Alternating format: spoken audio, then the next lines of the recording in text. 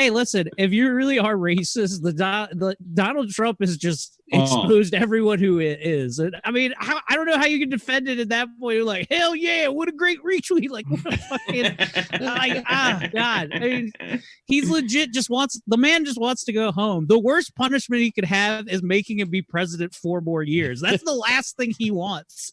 He's like, he's probably a living hell for him every morning. All right, I'm not going to trust that timer because that timer didn't go off last time. We had like a 3-hour episode last weekend. 2 hours, yeah. Mm-hmm. No, it wasn't our longest episode. No, it wasn't. Mm-mm. Imagine, because like his life before the presidency was probably 100 times better than it was a cakewalk. There's no anyone's life before the presidency is yeah. He's going to go back to enjoying the simpler things in life now. Yeah, I bet before presidency, before he became president, no one ever Barack never had to worry about people thinking he was a Muslim from Kenya. Yeah. I just think, like, I just want to go back to the old days where you could pay porn stars fucking hush money and then it would work, right? He just wants to go back to simpler times that we're all used to. And I like how Bolton came out with that book and he was like, it's classified and lies. All of it is classified lies. Classified lies. Listen to his highly confidential classified lies. Oh, God. Okay, we've been live, by the way. Oh no, I started the other streams. So we'll just remind listeners that we're a totally apolitical podcast. Yeah. The fuck we are. Look, Brian was just telling me about how all lives matter, and I was like, whoa, Brian. I beg to differ. Yo, have you guys seen Trigger Warning with Killer Mike on Netflix? I haven't watched it yet. It's promo awesome. is very aggressive. It's I watched the first episode.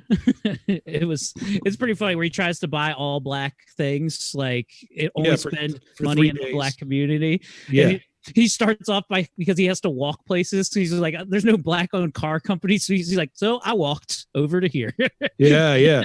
And then he couldn't buy weed because all his weed was grown by white people. Yeah. He's like, yeah, most of that shit probably comes from over here. He's just like, he's like, I can't go back to smoking Mexican weed.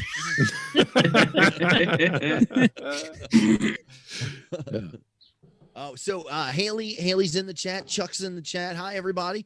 I guess we'll get started. You guys ready? Let's do it. Let's do this, man. Timer rolling. All right, it's rolling. And welcome to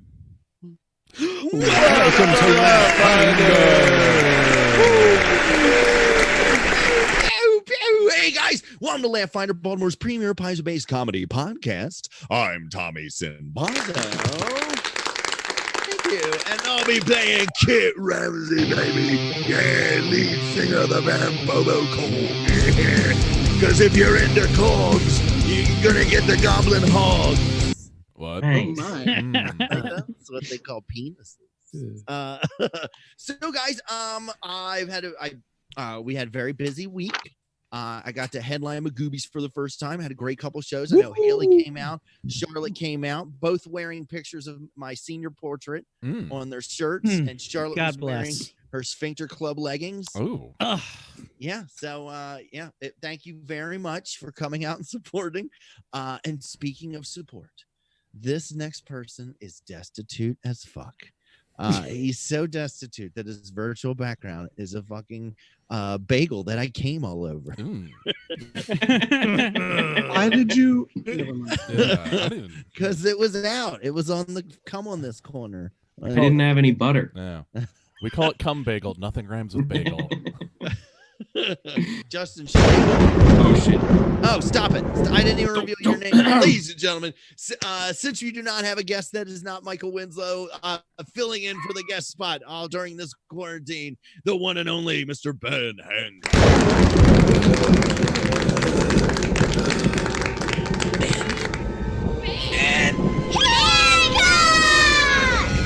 Thank you. How you been? How's your past couple of days been?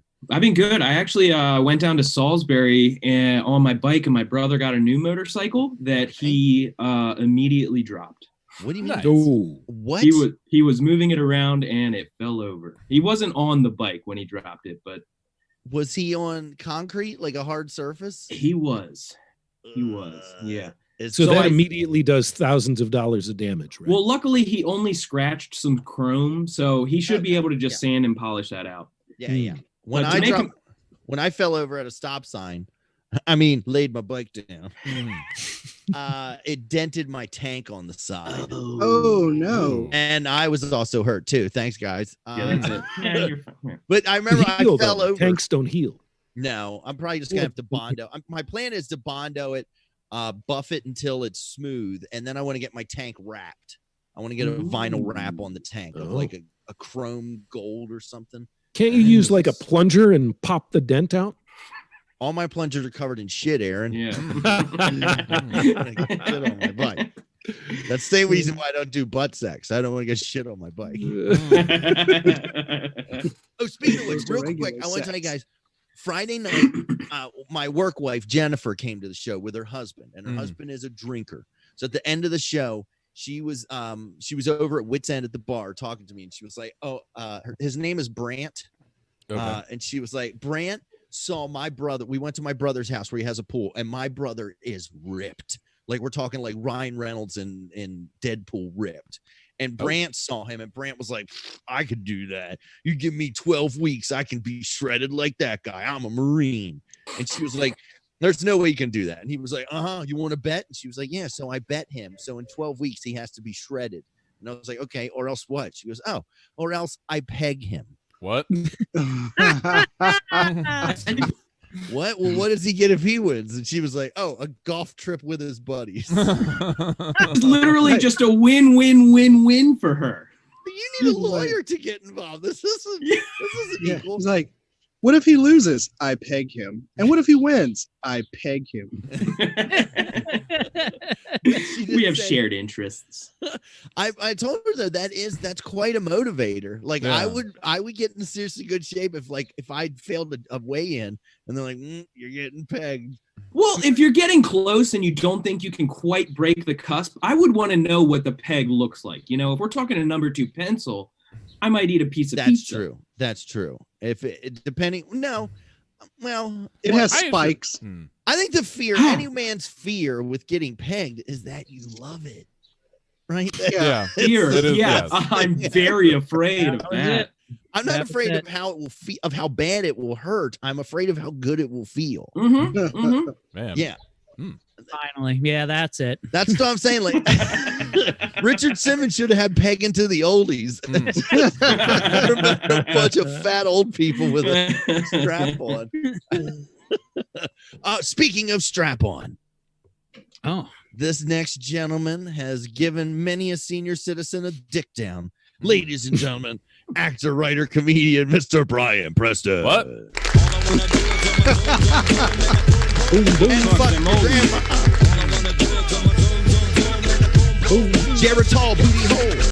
Man, I was sure that was going to be me. I thought it was going to be Eric too. You Yeah, threw it off. yeah. You threw off the Yeah. order, and I was like, "What? No, Jesus Christ! Y'all giving me shit for sleeping with women way younger than me." Now we're going the other way. Okay, Ooh. sweet. I like. I'm him a headliner now, Brian. I'm switching it up. Fair enough. I like him dusty and crusty. You I like that pussy told meat ya. just a little bit musty. Catch us going to be playing rap games on Wednesday. That's how I order my hash browns at Waffle House. Yeah, no.